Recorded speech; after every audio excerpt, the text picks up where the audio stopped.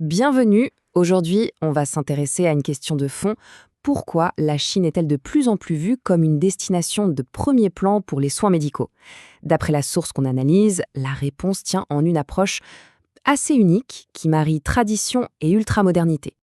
Alors, posons-nous la question. Qu'est-ce qui fait qu'un système de santé est vraiment exceptionnel? Est-ce que c'est juste la technologie, l'accès aux soins, ou peut-être une philosophie plus globale? La source du jour avance une idée qui sort un peu des sentiers battus. Et voilà le cœur du réacteur. La grande force du système chinois ne viendrait pas d'un seul élément, mais de sa capacité à faire cohabiter deux mondes.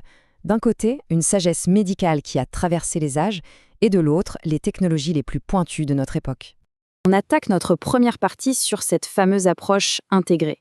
Voyons un peu comment le passé et le futur peuvent se rencontrer dans la pratique médicale de tous les jours. Ce concept clé, c'est la médecine intégrée. Alors, qu'est-ce que ça veut dire? En fait, il ne s'agit pas de choisir entre la tradition et la modernité, mais bien de les faire travailler ensemble. L'idée, c'est de prendre le meilleur des deux mondes. L'approche globale et préventive de la médecine chinoise, qui cherche à équilibrer le corps, et de la combiner avec la précision chirurgicale de la science moderne. On enchaîne. Traditions anciennes, technologies de pointe, ou comment deux univers que tout semble opposer finissent par converger. Et là, le contraste est saisissant, non? D'un côté, on a une approche holistique, une médecine affinée sur des milliers d'années. Et de l'autre, la médecine du futur, des robots chirurgiens, des intelligences artificielles qui posent des diagnostics. C'est là que ça devient fascinant. Selon notre source, c'est justement dans la fusion de ces deux visions que se trouve la véritable innovation du système chinois. Et concrètement, ça donne quoi? Eh bien, la source met en avant des piliers technologiques très solides. On parle de chirurgie robotique pour une précision millimétrique, d'IA pour des diagnostics plus rapides et plus fiables, de systèmes intelligents qui sont de véritables assistants pour les médecins. C'est vraiment la vitrine technologique de cette approche. Troisième partie, l'excellence médicale à l'échelle mondiale.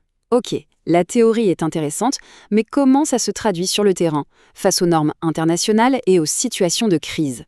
Le point crucial ici, c'est que la Chine ne se contente pas d'importer et d'utiliser des technologies de pointe. Elle les développe et elle les fabrique. Ça change tout. Ça la place comme un acteur majeur, un leader dans l'industrie mondiale de la santé qui exporte son savoir-faire. Et pour illustrer cette capacité, il y a cet exemple qui a marqué les esprits, la pandémie de Covid-19. La construction d'un hôpital complet et fonctionnel en 8 jours seulement. C'est mis en avant non seulement comme une prouesse technique, mais aussi comme la preuve d'une capacité d'organisation et de mobilisation absolument hors norme en pleine crise. Donc si on devait résumer la proposition de valeur telle que présentée par la source, elle repose sur un triptyque. D'abord, l'excellence scientifique et technique, ensuite des prix qui sont annoncés comme transparents et modérés, et enfin une prise en charge complète du patient.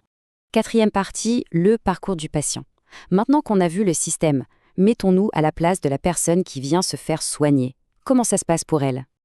Alors, ce parcours est décrit comme un processus totalement intégré du début à la fin. Tout part d'un diagnostic poussé et d'une coordination médicale. Ensuite, on sélectionne le meilleur établissement pour le cas précis. Un plan de traitement sur mesure est alors élaboré. Et, point important, la prise en charge ne s'arrête pas aux patients. Elle inclut aussi les accompagnants. Il y a même des forfaits optionnels qui couvrent toute la logistique pour une convalescence sans stress. On arrive à notre dernière section, la prochaine étape. Très concrètement, comment la source propose de faire le lien entre les patients et ses soins.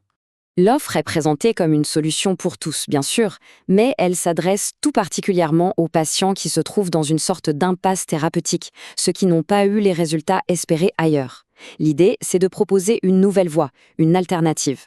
Et pour conclure, la source fournit ses informations de contact, la One Rose Clinic et le docteur Murad Aga, qui sont présentés comme le point d'entrée pour organiser un parcours de soins. On termine donc sur cette question qui est laissée ouverte. Est-ce que l'avenir de la médecine, c'est ça? Ce mariage audacieux entre une sagesse millénaire et l'innovation la plus pointue. La réflexion est lancée.